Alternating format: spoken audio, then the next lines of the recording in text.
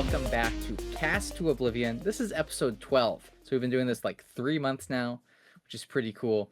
Today we're going to dive into the importance of Skirmish season, what we can learn from Skirmish season, and a lot of other little historical tidbits about the format as well. I'm one of your co-hosts, Zach, and today I'm joined by my co-host, Lyeth Goldmane's manager, Carter Barden. Carter, how are you I'm today? I'm doing great. He's been doing better lately. Been getting a couple expansion slot cards. I'm really proud of him. I scouted him. How much do you pay LSS per set to make sure that he gets his expansion slot card and support? Usually, a couple bucks here and there. The recent weapon I had to pay a little bit extra. Comes in the gem packs as cold foil, right? So not too cheap, but surely he gets there. Surely he's not too short on tools, right? No, I think he's in an interesting spot, but we're not talking about Lyeth today. We're talking about Skirmish season. Before we dive into our main topic today, everything else we're touching on, we have a Discord. Our Discord's pretty cool, if you ask me. We have lots of cool people, lots of people talking about the game, engaging with the game. If that's something that you're interested in, you should be interested in it because you like this game, you like this podcast. Go join our Discord. The link is in the show notes on Spotify and on YouTube here. So feel free to check that out. And then, also engage with us. We'd love to hear from the community, what you guys are playing, things that you've learned. I think we're both going to have tournament reports from our Skirmish season up there. I know, Mm-hmm. Carter, you did one for your colony. I'm going to put my For for the Sunday Showdown. the Sunday Showdown. I'm going to put my tournament report from my skirmish. We're going to talk about that. I'll probably go into a little bit more detail in that report than I do in our recap, talking about things that we've learned. But that's housekeeping. Other than that, let's just dive in, unless you have anything else, Carter. No, that should be about it. So Zach, skirmish season. Today's topic being the importance of it. Skirmish seasons have a very long history within Flesh and Blood. Sure, this game's only like 6 years old at this point, but as far as like competitive tournaments go, Skirmish has been there since the start. Uh, when I think of Skirmish season, obviously it's one step above Armories, but unlike ProQuest and RTNs, which are pretty similar across the board, and only really differentiate in format occasionally, Skirmish season always seems to have something different every season. Uh, Up until recently, the format never really changed. It was Blitz for the longest time, and then occasionally we'd have like sealed or draft or crack shuffle play. But obviously, with the introduction of Silver Age and the retirement of Blitz, Skirmish as a event archetype has kind of changed. Uh, you know, as far as it goes, Flesh and Blood was somehow able to make it out of COVID, right? And Monarch disaster. Yeah, like that's crazy, right? The fact that we're able to have a podcast, 5 to 6 years later, about this game, and the game is it's continuing to go strong, is awesome. It really, really proves the design of the game, the community of the game. Like people want to play good games of Flesh and Blood, and that's exactly what we're all here for. So Skirmish really has been this weird driving force that has kind of gone through ebbs and flows within Flesh and Blood's history. And we wanted to chat about that this episode in regards to the history of Skirmish as an event type, and kind of comparing it to what it used to be to what it is now. Yeah. So I think one of the things too is original Flesh and Blood in its infancy, for the lack of a better term. Like, we had the competitive circuit for CC and CC formats, and there was a Living Legend board for that. Obviously, we know about that. But there was also a Living Legend board for Blitz. And Skirmish was the primary way for these heroes to get, LL points and to help those heroes get over the line, which I know you part of one of the heroes that got over the line, which is pretty cool. But understanding that, it's this, I think it sits in a really cool space. We're going to talk on this about, why you should engage in Skirmish season. is it exists in the space between an armory and a higher level competitive events like an RTN or a ProQuest. And I think that's a good thing to have in this game because it allows players, new players, whoever it may be, a stepping stone on the pathway to the competitive circuit of Flesh and Blood, which is unique in its own right as well. Yeah, there is something different about Skirmish that you don't get at a ProQuest or an RTN.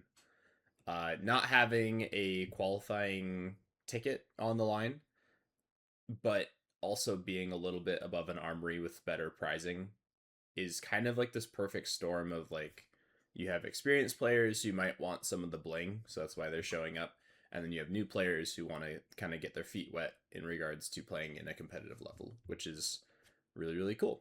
It creates kind of a perfect storm for entry level and experience level. So Yeah, that's true. But enough about the history. We're season 15 of skirmishes now. I think we've had the first skirmish I want to say was 2021, like the beginning of 2021, and there was 2 or 3 skirmishes in that year.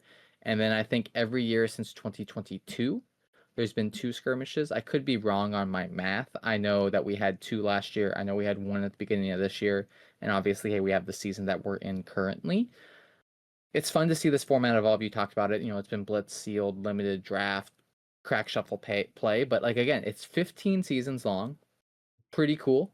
Um, obviously, it was the format that, or the stage that sunsetted Blitz as a format, which is mm-hmm. unique in its own right. So, with that said, though, Carter, what was your first skirmish experience? Your skirmish story, for the lack of a better term.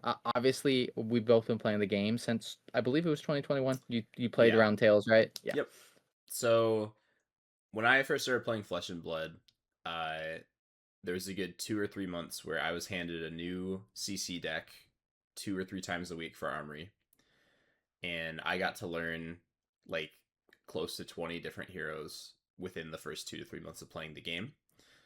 This was during like Everfest release, and heading into season 4 of Skirmish, I had never played in anything above an Armory. So I was also getting used to CC as a format too. So like Blitz was still kind of okay. Like I went to like maybe 1 or 2 of these armories, not like a ton. Yeah. Uh, my first skirmish, I ended up top 8ing, which was sick. To be fair, it was on the nuclear bomb that is Chain in Blitz, and Deck that good. that deck was insane, right? It's like if you ever hit on Shackle 1, 2, or 3 any cards, you're essentially just drawing cards. And in a format with 20 life, being able to block with cards from your hand and still present like upwards of 10 damage is really, really gross. I remember the skirmish for a couple reasons. One, in the 5th round of Swiss, I played against my friend Damon, who I miss a lot. He was one of the local L2 judges in the Utah area, really cool guy. Not enough good things can be said about him as a person. He passed away recently, sadly, but I played him twice.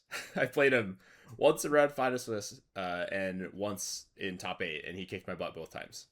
Uh, it was on OG Kasai too, which was like that deck was crazy, and I had no clue how to play that matchup either. So, he would produce upwards of like 5 to 6 copper, and then put a blood in her hands on the table, and I just like my little 2 to 3 month brain of playing Flesh and Blood just broke.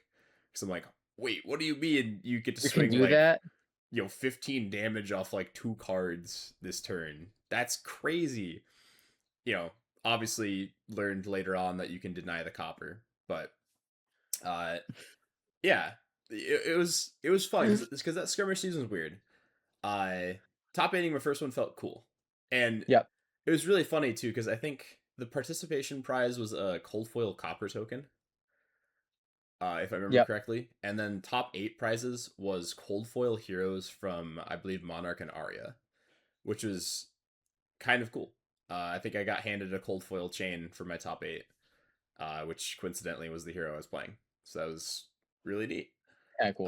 Later on the season, the final one of the season in Utah, I got handed Viscerai, and this is like full power Skeleton Viscerai in Blitz. You produce like 8 rune chants, and then you have like a Sonata for revealing 7 to 8 cards, and all of a sudden your opponent is just like dead. That deck was disgusting, and as a result of playing that, I ended up winning that final skirmish of the season in the area. A week later, we find out that Viscerai hit Living Legend by a single point, so 501 out of 500 points. Felt really cool, you know. It's like getting on a leaderboard for uh having like, I think it was the first technical hero to hit Living Legend, because I believe that was also the point in the Yes. game where no CC hero had hit Living Legend either. So like that Yep. was really cool. As like a new player, obviously I played Magic for a long time, so I wasn't like a new trading card game player, but I was a new player in regards to Flesh and Blood. Flesh and Blood. Yeah. So some of the, you know, how to look at value, how to look at getting better numbers than your opponent. Like, sure, like some of that's applicable from Magic, right? Like, if I'm drawing more cards than an opponent, or if I'm presenting higher numbers than an opponent, I'm going to win the game. Uh, but still, as a new player, I felt so happy, man. Like, and it was cool. Like, skirmishes were a breath of fresh air compared to the armories I've been playing for 2 to 3 months. Yep. Completely different energy in the room. Everyone's still super friendly. Everyone still wants to play good games of Flesh and Blood, but it was more competitive. And that was something that I think I really clicked with, because I had been uh, out of doing competitive swimming, which I used to do for 10 years of my life. And I had been out of the pool for a while. So having like a competitive outlet again felt really cool. And it was honestly really addictive. That is, I think that's a cool thing about skirmish as a whole. Is it is that competitive outlet, and it's this. I said it's that stepping stone. And I think obviously for you, I think it's been a big part of like helping you kind of like figure out like, oh, this is something like this game I can play and have fun with my friends, but also at the same time, like there is that competitive level. We'll talk on a little bit about promos and things like that with skirmish season. But skirmish season, you said it was the cold foil copper token for your first skirmish. I think there were cold foil young heroes. Yep. Was that, yeah? And then I know my first skirmish season. I didn't play in season 4, but I played in season 5, which was when Uprise came out. Mm-hmm. And it was again that year was 2021, so it was the first year we had ProQuest. Yeah. If I'm not mistaken, no, 2022. It was the first year we had ProQuest, and I remember I played in a couple ProQuests and RTNs, and I didn't understand the competitive circuit, which I think maybe was the people I was around, the community. I didn't have like a pocket of community at the time. I had people I was friendly with, obviously, and I'm very grateful for those people that kind of like welcomed me into the game. But I feel like skirmish season was the first time like I took a deck and I was like, okay, I think I can perform well here. And I did. I went 3-2 in a 5-round skirmish. I finished ninth. I bubbled. I lost to our buddy Tyler Barrett in a Icelander Kano Wizard mirror match, and we went like 8 layers deep. I don't know what happened. All I remember is I played Tyler Barrett, first time interacting with him, and I knew who he was because Tyler's got a very very recognizable face. And then I ended up meeting him and reconnecting him with him again when I kind of started playing at Legends. But one of the things that was great about that match is like we went 8 layers deep, and like after that match it was the first time I felt like I engaged with someone and we had the academic conversation, for lack of a better word, like how each one of us could have played that turn differently and how things could have flipped in either one of our favorites even more or even less. So Mm-hmm. it was really fun to engage with someone on that level, and was like I think it was like you said that first time you see that community, that friendliness of people, yes, being competitive, but also at the same time maybe other things here and there, having that outlet, but also having that support at the same time. But um, that was a really fun season. And then I think I've always tried to make skirmishes. They're always enjoyable. I haven't had the best success at them, but then I think it was skirmish season 10. We talked about this before we started. I top forward my first event, and then after that, I've pretty much top forward or top aided a skirmish to now. So from season 10 to season 15, Yeah. which feels pretty good. So yeah. It's just fun. You know, I've been able to take down a few pro quests here and there, but a lot of the time the competitive events that I actually remember locally are skirmish seasons for some reason. It's like season 5 right? Like you said, with Uprising coming out, uh, I think I was able to take down the local skirmish season here at Legends on Main in Minnesota, which was my LGS. I remember that season. It was fun. I played the finals. I was Chain versus Rhinar, and Carrion Husk is a hell of a card into a deck that wants to intimidate you 4 times. Yep. Uh, Point being though is just like there is just a more of a mixture of fun and competitive spirit within skirmish season that you don't get at a ProQuest or an RTN. Yep. It feels very cathartic to do well at a ProQuest or an RTN and qualify for the event that you're Yep. looking to qualify for. But at the same time, skirmishes kind of present this weird metric of, oh, I put like a really stupid sideboard card in my blitz deck for one specific matchup that I expect to see, and in round 3 somehow that like lined up. You don't really get that from that higher level of competitive local events. So True. yeah, I don't know. It's that's the thing about skirmishes. Yeah. You get But some stuff out of them that you don't get otherwise. yeah. And I think too, because Skirmish has been so many different formats, it can appeal to so many different players and get them an opportunity to do something. I remember like this time period last year, so August, September-ish, Mastery Pack Guardian just came out, and there was a Mastery Pack Guardian Crack Shuffle Paste Skirmish, and I don't think I bought any Mastery Pack Guardian. Nah, I got the singles I needed for Valda, whatever it may be. Cool, move on. But I think one of the things that was interesting is like we had a couple like newer players who were playing Guardian, who understood some Guardian play lines, and they saw success at that skirmish, which I think is really cool. Like they were able to play, they understood some mechanical things of how Guardian plays, and they were able to find success. And I think that's Mm-hmm. one of the things is like I want to say like specialist gets rewarded type thing because I don't think that's what it is, but I think it gives players who are new um, to a format, to a game, something like that, an opportunity maybe to kind of just get comfortable with that. And it was really cool to see a new player enjoy that success and be excited by that success too. And I think that's like I didn't win that skirmish. I top forward it, cool, whatever. But seeing someone have success and be really, really proud of that, like that's cool. Like it's cool to celebrate and uplift your teammates in that way as well. Yeah, it's always really cool going to a skirmish and seeing a different group of people compared to your armories and your ProQuests. Yep.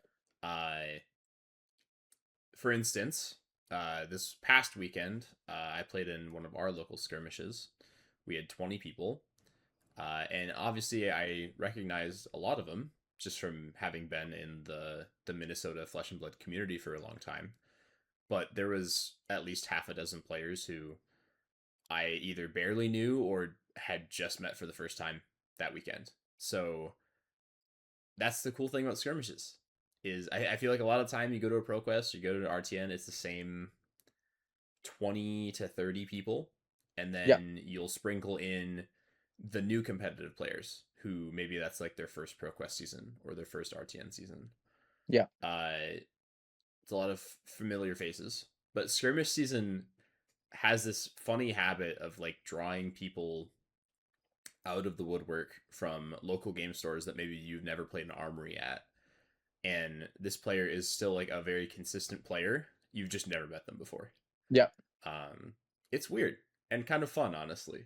Uh, it's a good chance for people to support local game stores in the area or to go to local game stores they've never been to before, too. Yep. Um, I enjoy the fact that LSS continues to try and like spread out skirmishes to stores that don't necessarily get events all the time. That's not every season, but Yep. I feel like it's every other season that I learn about one or two stores in my area that I've never heard of before.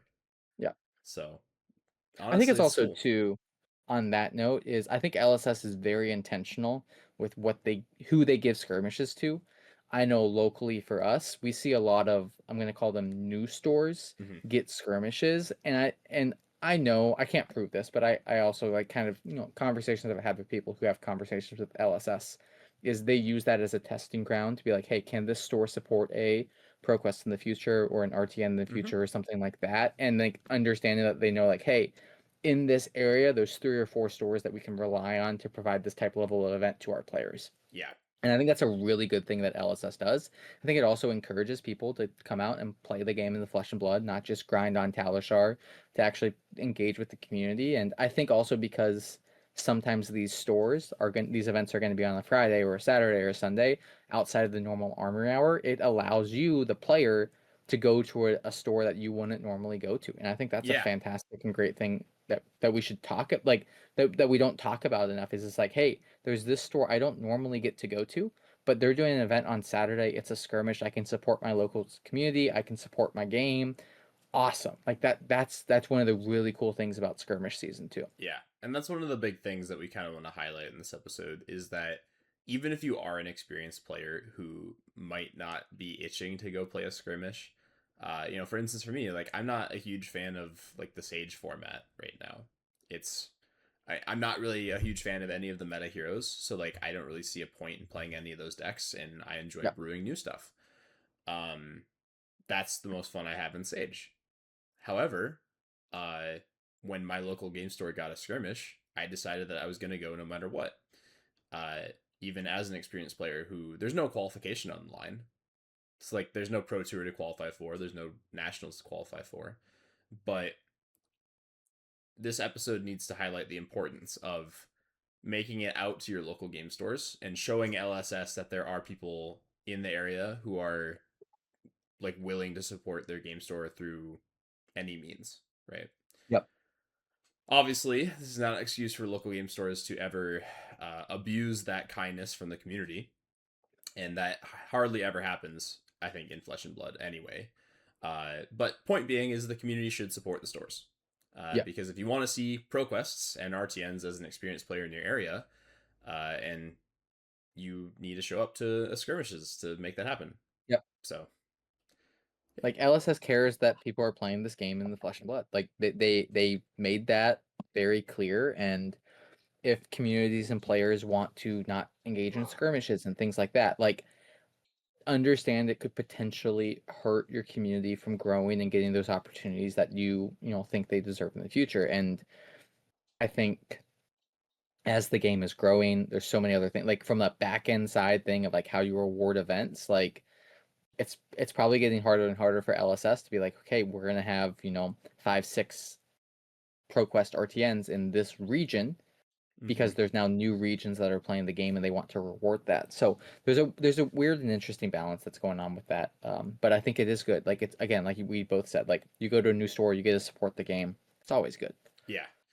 And, obviously LSS understands that in order to get experienced players to show up for skirmishes, they also need to put things on the line. So another kind of highlight of skirmish season compared to even ProQuest or RTNs is the unique prize pools a lot of the time. Yep. Skirmish season is very funny. Some seasons have prizes that are extremely niche, and you'll have like a few players who are just like super jazzed because they're like, I'm gonna make 5 skirmishes in my area this season because the top Flying 4 high. promo is Cerebellum Processor Cold Foil, or like some, Hey, that card's pretty dope in Cold yeah, Foil though, if true, you've ever seen one. true. It's also a Met card, and it's Yeah. also a Met card that only goes in decks that like care about generating extra action points through. So Dio. Yeah, pretty much. Point being though, is you have stuff like that, but then you have seasons like this one, season 15, where top 4 promo is Arcane Polarity. Great generic against Wizards and Runeblades. It's bread and butter. People want that promo. Yeah. And then also at Yeah. the same time, like the top 2 is the EA Shove Off, which I think is just a super cool card that now Warriors have support for. Yeah. And I think So also it's fun. Yeah, and I think LSS does a really cool thing with skirmish prizing specifically. I don't know off the top of my head. I'd have to double check this, but for RTN and ProQuest season, they might not do this. But there's always like, lately, I will say, since we've now done the Marvel hero treatments, things like that, rather than the cold foil, there is a Marvel hero that the winner gets, and then one that's supposed to be raffled off to a random player, A which lot I of the think is a time, really yeah. cool way to get, maybe you go 2 and 2, you don't make the top cut, cool, whatever, but you win the raffle. Good for Yeah, you. I've actually been really enjoying the addition of raffles. Yep. Uh, Also something to highlight too. They usually raffle off a playmat now, which is really weird. So I don't know how it is in your area, Zach, but ever since we moved away from armory kits containing a mat or two for the community, Yep. uh, We don't have armory kits anymore as a whole. yeah. Well, we have gem packs, right? So they're Yeah. they're technically the kit, Yeah. whatever you want But to it's call it, different. but Yeah. it's different. Uh, the weird thing is now that there's not a consistent mat or two at every LGS every month in your area, we are now starting to reach the point where new players entering the game don't necessarily have an easy way to get a playmat. Yeah. And the funniest thing I see at these skirmishes is you'll have some player who gets like the mat raffled to them and just kind of goes, "Hey, is there like a new player here?" And a lot of the time they'll just like pass it Yep. off. The thing about playmats in Flesh and Blood is old ones are very collectible and sought after. Yep. A lot of the ones that you get at your local game store can occasionally collect dust on your shelf. Correct. And as a result, I think it's really cool to highlight that the community starts supporting itself as such. I know I have like half a dozen mats on my shelf behind me here that I've started whittling down because new players enter the community and I just hand them a playmat. Right. And like, it's not like a huge gesture of kindness or anything, but to these new players who maybe this is their first TCG ever, like getting a playmat handed to you is really It's cool. cool. So kind Yeah, of I fun. know. I'm looking at my two mats that I have on my desk, and I have a handful, but like I'm always like, hey, I want people to have mats, and especially if I have a mat that's thematic to a hero that they're playing. Yeah.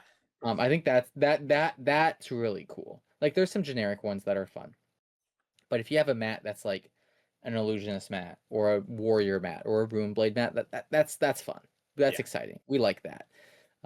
So it's just one of the unique things I think about this game is like the community does help itself a lot, especially when it comes to those type of secondary prizing. I think, obviously the arcane polarity mat, people are going to pay for that. Hmm. People are going to pay for the arcane polarities, but also like, a new player getting the potential chance for a Marvel Dory this year. That's pretty cool. Yeah. I think one of the things that, in our local area specifically is the top 8 does whatever, but then most of the time the LGSs are they'll raffle off the additional prizing. So the Dory and I believe it's the hero playmat. Oscilio, Aurora, or Ziggy was this Yeah, season. they will raffle that off to people who didn't make top cut Mm, intentionally. So sure. it's like, remove those 8 players, like give like John who just, entered the game an opportunity to get a playmat, which is, a cool thing. Yeah. And that's kind of the sweet part about it too, is like LGSs are given a little bit of freedom regarding how they can allot like Yep. the spot prizes. Yeah. It's nice. Yeah, but I enjoy skirmish season. I think it's come a long way. Like you said, I'm not super happy with Sage as a format right now. I do enjoy that it's playable and it's very new player accessible. I think those things are very, very good about the format, and those things should be the focus of the format. Hmm. There's some other things going on with the format, and I think we'll get there. I think Yeah. a new BNR and a new wave of benchings is Hmm. going to be very helpful with that. So I'm looking forward to that as we move into usurp the Shadow Third coming up. But with that said, do you have any other closing thoughts on skirmish as a format before we go into talking about how we did this year on our skirmishes? Uh, yeah.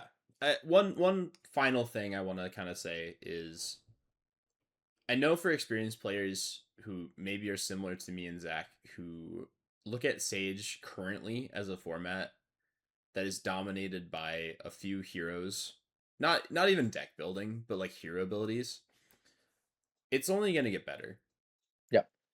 and I think that's the cool part about it that I look forward to, because unlike Blitz, which was always extremely slow for LL heroes, like every 3 or 4 Blitz seasons for Skirmish, there was like 3 or 4 heroes who went out the door. Sweet. But the next 3 Skirmish seasons would all be like the same top decks. There was really not too much of a shakeup unless like a new hero got released that Yep. was like really powerful in Blitz. Uh, Honestly, as a format, I don't miss it. Uh, Same. at all. For Silver Age, right now, maybe I don't enjoy the format that much. But what's really cool about it is knowing that with every set release, we get another 3 benchings as a community to try and fix the format, and then LSS also gets to withhold the potential of 1 benching for the developers. It's cool. Like knowing that the format will 100% change to some degree in a 3 to 4 month span is nice. Yep. So yeah.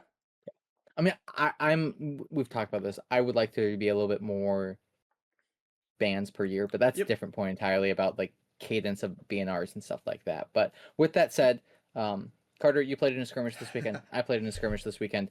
I'm going to talk about mine Yeah. first because it's less exciting than yours because you had a little bit better success. But I ended up going 4-1 in Swiss, and then I got top 8 as a 3 seed, and I'll talk about that in just a second. But round 1, I played a Phi. What hero are you playing?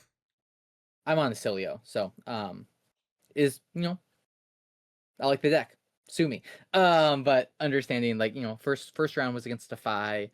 They, new player, younger kid. I think he was like 12, maybe younger. And, super nice guy. He's shuffling his deck up. He looks up at me. He's like, "Do you do arcane?" I'm just like, "Yeah." I'm like, I'm not gonna like lie to this kid and be like, "Oh my god, I got you," because you don't like.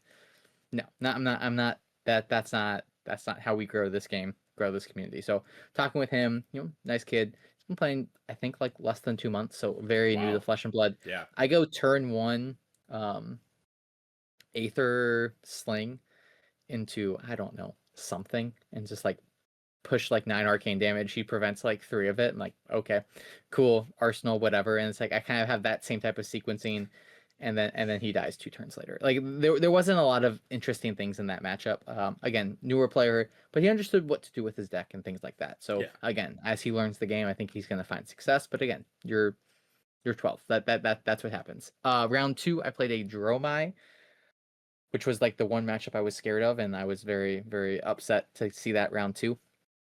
But I was able to open, kind of push a little bit of damage, take care of all their equipment with the prevention, ward effects, things like that. Mm-hmm. And then into their turn, they, if they're pitching to Arcane Barrier, it means they're not using the dragon to make a dragon. So that's really beneficial for me. Even if they make Ash, I don't really care about how much Ash they make. So I can mitigate that and play around with that. It gets to a point where I'm up a little bit. They have the Rake the Ember turns. I have a Popper, so I use my Popper there, send back some Arcane, and then on their turn, they send back like 4 and to go again, Dragon, Snatch for 4. Sure. I mitigate a little bit of damage and go down to 2, but my hand is pretty strong where I'm able to go like 4 or 5 Arcane into 4 or 5 Arcane. So Yeah. Okay. if they're gonna have what if they have a blue, cool, more power to them. If they don't, like I'm gonna have to take their whole hand. They go down to nothing, and I can kill them on their turn. Was kind of my setup. So I was able to get there. Felt really good with that one. That's been a matchup I've been struggling with in the format It's as a whole. not an easy matchup. No, very very skill expressive and skill intensive. Round 3, I was into a Blaze, so a local player, know him well. Uh, AB3, bunch of prevention. Felt really good. There was a sequence where they were able to, like their turn 1 or turn 2, they arsenaled a snapback. They had, I think, 3 or 4 counters. They draw into a scolding, they draw into another snapback, and they draw into a blue. And Wow. they pop cloak, use the blue, do the blaze thing, and they send scolding, snapback, snackback. I had a couple floating, and I was gonna fire off something else. So I do that. I'm able to arsenal a card. So I take a bunch of damage, but I also send a bunch back. So it's like it's a fine trade in my opinion. I arsenal a card on their turn. I'm able to filter a little bit, do some chip damage, and then I kind of just got like so far ahead that I'm just like I'm in a good spot. Um, I want to say it felt easy, but because that matchup does require sequencing. But like Yeah. I once they popped the scolding with double snapback, I wasn't necessarily worried because like I don't have to worry about a second snapback or something else like that. Yeah. I mean, you have access to more prevention effects too. Yeah, yeah. So So I have prevention helmet and AB3, and the sutures are pretty strong in that regard too. Round 4 was into a Oldham, and they just went AB5, and I tried to set up a pitch stack. I sent 10 arcane twice and didn't matter. So, um, Yeah, cool. that I, seems I would about love to right. sit like again. One of the issues I have with the format is I don't necessarily enjoy Oldham.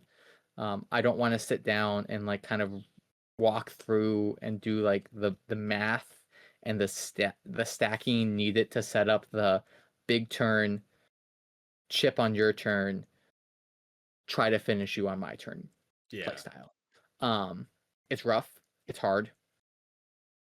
I don't have the I could do it, but like I don't want to do that for a skirmish. sure. And then round 5, I ran into an OG Kasai, which was really cool because they had the Marvel Kasai that came out in Compendium, Nice.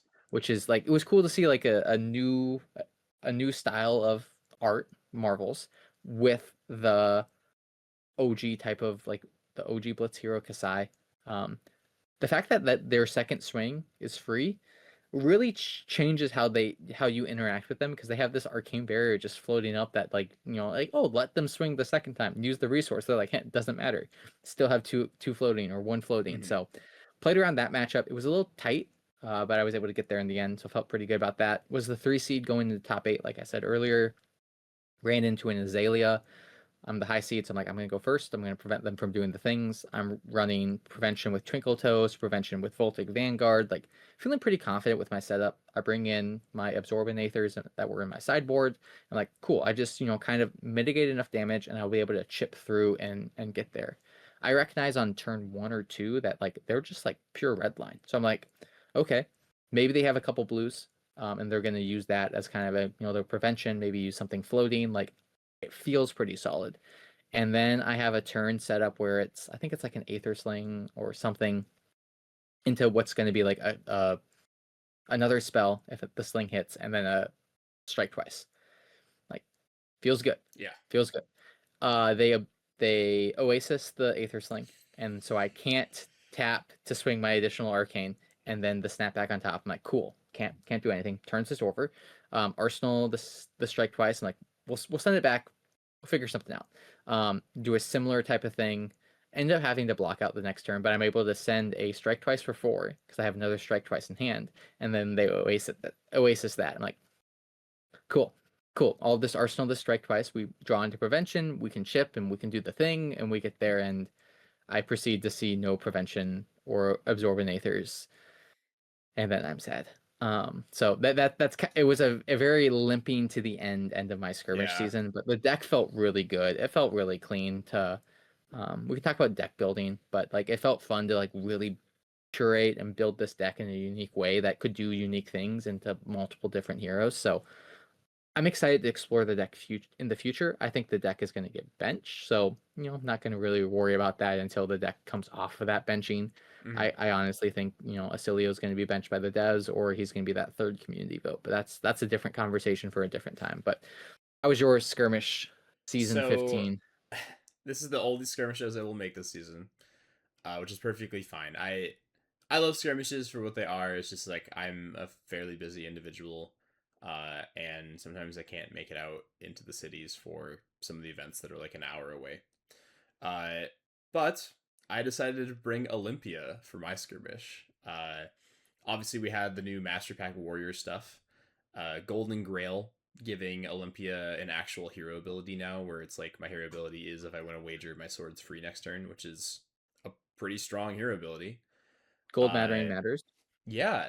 So I brewed this list, and I didn't really expect it to be insane in a room full of like meta decks, right?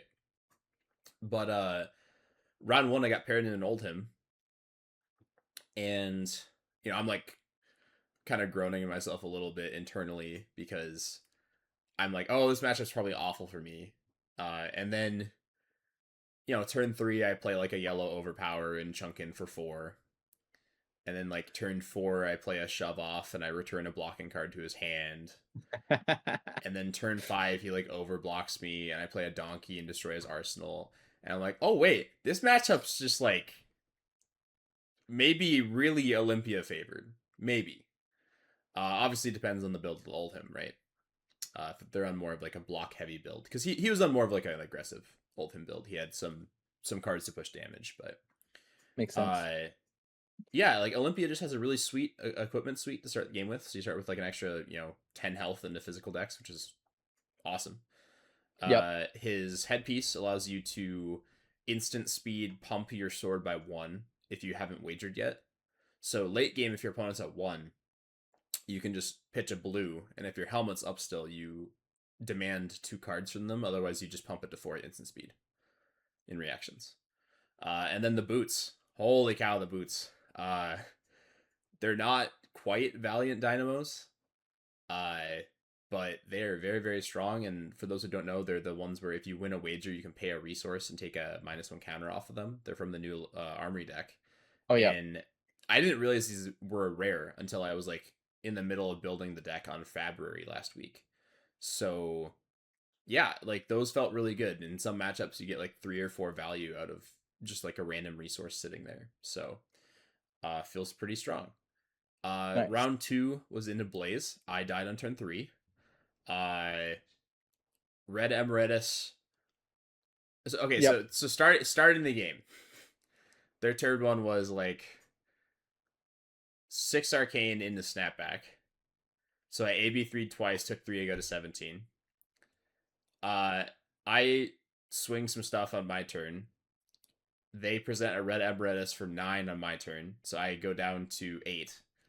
And then the turn after, they pass back to me, and on my turn I present damage, and then they go Red Emeritus for 9 again. So that game didn't quite go my way. I'm not exactly surprised. A lot of Olympia's strength comes in the equipment, and when you're playing into an all arcane hero and you don't get that extra buffer of Yep. health at the start of the game, no duh, like you're not exactly favored. Yep. Arcane polarities would help in that matchup. My deck did not contain any Oasis respites, but that's fine. Round 3, I played the mirror match, which was super fun. Okay. Both of us brewed our own lists, so it was really interesting seeing each other's like differences. Because he was on like different equipment than I was. I was just on like the equipment from Compendium that blocks 2 than 1 with Chorus, I think is the keyword. Um, and then he was actually on the resource chest piece, so Blossom Spring, and then the new pay 2 resources attack reaction, give something that's wagering +1 to like get over the Yep. top of stuff. So a little bit of differences in that. I had more defense reactions though. Red Steel Blade Shunts were very, very good. And so was Red Golden Company into an attack reaction heavy deck. So got there pretty comfortably. Round 4 was into Bravo, the new one. I was for his name. Flattering showman. Flattering Showman, thank you. And again, red 2 for 6 or 1 for 6 D reacts are really strong into a dominate deck. Obviously, like a lot of his cards when he was blocking, we were clashing and he was winning those clashes. But we got to an end game where I just kind of got to hold an overpower over his head, and he keep having, he'd have to respect my attacks, and eventually just kind of got there. And then round 5, I played into Enigma. That game particularly was close. I ended up getting fatigued. But they were down to 5 or 6 cards left in deck. Top 8 squeezed in at 5th seed. Feels pretty good with a 3-2 record. Not bad. It was only a 20-person skirmish, not crazy, but Yeah. perfectly fine. I play into Original Dash,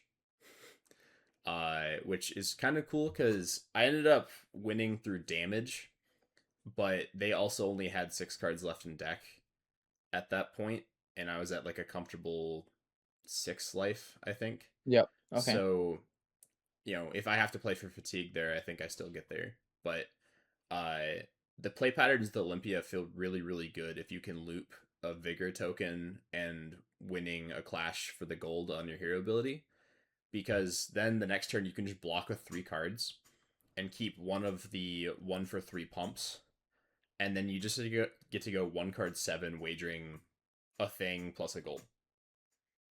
And you just keep you get this loop. It's really, really strong. Stronger than I thought it would be. So and then top 4, This is where my run ended. I ended up losing to the same Enigma I played round 5. Uh, Logan King, who excellent player in our area, who both of us kind of like learned the matchup in our Swiss game, and then Logan sideboarded differently in our top 4 game and completely smashed me.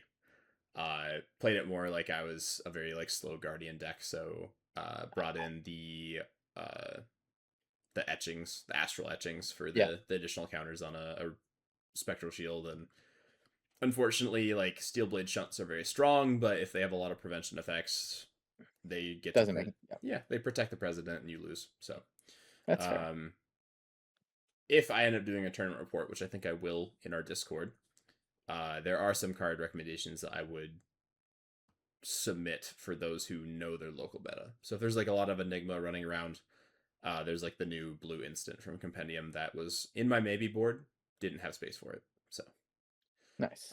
same thing with like Oasis Respite for the Wizards. So yeah, I don't know. I think it turned out really well, and for a deck that was my first 7 games on it yesterday, uh, feels really good. I built it a week ago. It was all theoretical, didn't test it at all, and then brought it and That's how I do most of my Sage games. Fun fact. yeah, I think the format is meant for that for experienced players. Yeah, You know, it's pretty low stakes, right? Like it's not like your skirmish entry costs you $40 or whatever. yeah, it's like maybe $20. Yeah, I don't mind. I get like a couple gem packs or whatever out of it and some packer wins, and if I top 8, sweet. So the arcane polarity though, insane promo. It looks so good. So I'm Nice. happy to have top 4, but now I'm looking at it and I'm like, oh man, I need another if I want to have a Where matching you playset. sell it? I'm probably gonna sell it, to be honest. Yeah. It looks really great, but I like the Oh, it original does. art. So I do like the original art a lot, and if you have a rainbow foil, I think the rainbow foil really pops too. So, but yeah. I don't. I think it was. I don't know. I think Skirmish 15, like the first Skirmish season for Sage. Obviously, we've seen Sage at the ProQuest level. hmm So Was I'm it? very interested to see what we see Yeah. going forward. If Sage kind of just hangs out and is the skirmish format, perfectly okay with that. Kind of being the real true successor to Blitz in that regard, but it's still something people can engage with.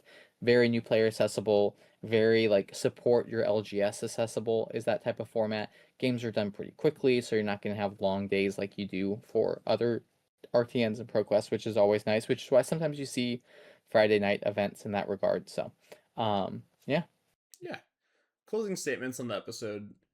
Uh, whether you are an experienced or a beginner player listening to this podcast, you know, Zach and I do want to uh, emphasize the importance of supporting your local game stores through skirmish season. Whether it is a format that you really, really enjoy or not, it is just important to show up and be there. Not just from like a, hey, LSS, you know, look at the number go up or whatever, but also just from a community building standpoint too, right? Like it helps having new players who maybe this is their first competitive level event show up and see that the competitive players are all there too is also something that can't really be put into words. Like if I was a new player and I showed up and you know I see some of the quote pro level players from my area at my skirmish event, uh, I think it adds a little bit of a thrill, right? It's cool. If I don't see those pro level players there, you know, maybe I show up to the next pro quest then and I go, oh, why are they all here but not at skirmish? yeah, And again, people have different schedules and priorities. There's no harm, no foul for not being able to make skirmishes or whatever. But it's the type of thing of if you have a free weekend and you can make it and support your 100%. LGS and your community, like go for it because that's how our game grows. So Yep. we had a couple people Those things are yesterday. important to growing the game too. Yeah, we had Like a couple people yesterday at our event who walked over and in the middle of someone's game is just like, "Hey, what are you guys playing?" And it's like, "Oh, we're playing Flesh and Blood," because we had like a Rune Terra or not Rune Terra, Riftbound. Riftbound event going on next to us, and we also had like some Magic players in the corner, and we actually had a couple people who like showed interest in our game. I think one player actually might have been sold on Malice coming out soon because they really Nice. like the aesthetic of that hero. So it's how you get the word out. which is And you sweet. can't get the word out if you're not playing the game. And I think one of the things Flesh and Blood again emphasizes is to play the game in the Flesh and Blood, get people to know about it. Best way to do that, show up to armories. Next best way to do it, show up to Skirmish. Hmm. After that, ProQuest, RTNs. It's going to get people who are at those LGSs shopping, looking around, playing other games, things like that. Be like, hey, what's this? This is something I want to engage my time with, engage the community with, and those things are important to do. And Skirmish, I think, has a very valid place in the ecosystem of Flesh and Blood. Yep. With that being said, Zach, do you have any final thoughts? No, I did release a video though, speaking about new Yeah. players and making the transition from Sage to CC. So I go over the archetypes in Flesh and Blood. So talking about those each ones, but also talking about like, hey, you have a Sage deck, you're wanting to make the jump to CC. What are things to look for, and how to identify maybe cards to purchase or cards to not purchase, and how to know what to go after when you're making those upgrades and you're building out decks and you're buying new cards and things like that as well. So really happy with that video. It is on my YouTube. It will also be linked in the description as Hmm. well. We'll go from there. Sweet. With that being said, thank you guys for listening or watching to episode 12 of Cast Oblivion. I'm one of your co-hosts, Carter Barton, joined by my I'm good old Zach. friend Zach Donahue here. You guys can click that subscribe button on my channel, Revel and Wraith, or on Zach's channel Sigil of something. if you want to keep supporting our shows / content creation. Hit the like button, comment, do all that kind of stuff. I don't know, Share with a man. friend. YouTube, that actually is probably the most important thing you can do. If you have friends who would enjoy our content or who you think would enjoy our content, feel free to toss them the channel link or whatever. We really appreciate it, and we really wouldn't be making this content without you guys and your guys' support. So thank you guys so True. much. Uh, with that, I guess we'll see you guys next week for episode 13 of Cast to Oblivion. Bye. Bye!